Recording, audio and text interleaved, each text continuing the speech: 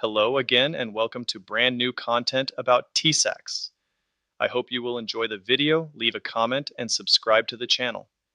For more information and the latest blog, visit us at www.tisaxusa.com.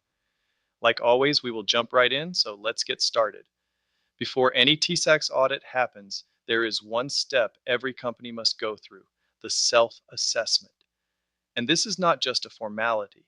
It is one of the most important parts of the entire process because your self-assessment defines how prepared you really are, and it also sets expectations for the auditor. The self-assessment is based on the ISA catalog.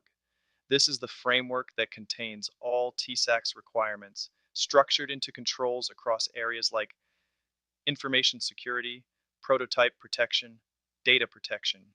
For each control, you evaluate your current maturity level. In simple terms, you are answering the question, how well are we actually implementing this requirement? Now, here is where many companies make a mistake.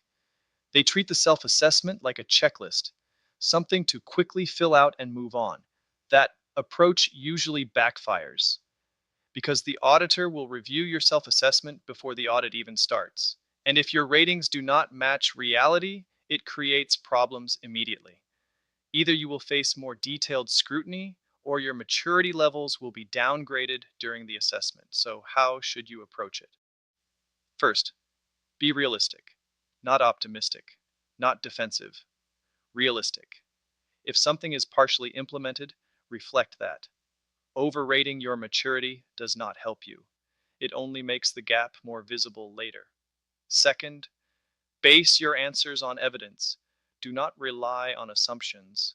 Ask yourself, can we prove this? Do we have records, logs, documented processes, consistent execution over time? If the answer is no, your maturity level is not where you think it is. Third, involve the right people.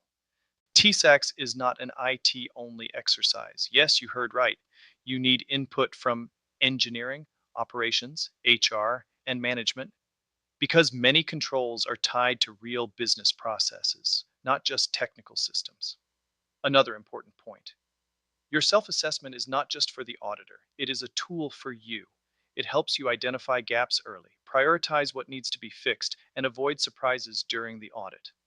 Companies that take the self-assessment seriously usually have much smoother assessments.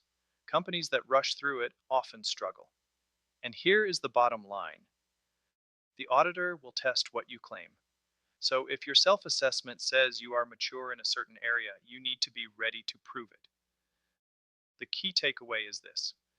Your self-assessment sets the tone for your entire TISAX journey. Do it honestly, do it thoroughly, and it will work in your favor. My name is Daniel McLean, and I hope this information will be helpful. And if you need more information or have detailed questions, feel free to reach out to us at www.tisaxusa.com. Thank you for watching and see you soon for more informational content about TISAX.